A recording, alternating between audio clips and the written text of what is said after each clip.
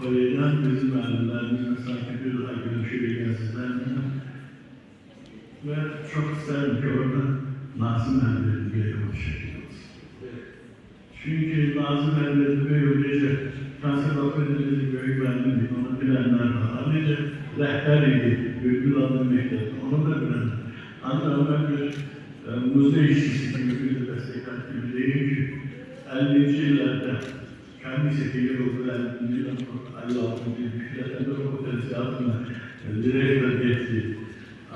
Ramazan Kaybol'dan direktör etti, Kara Niyazi baş dirigör etti. Çünkü 59. yılda Maska'da dekadya hazırlık için bunun Özbeş ilerlerden büyük hazırlık kadrolar değişti, güçler etkildi.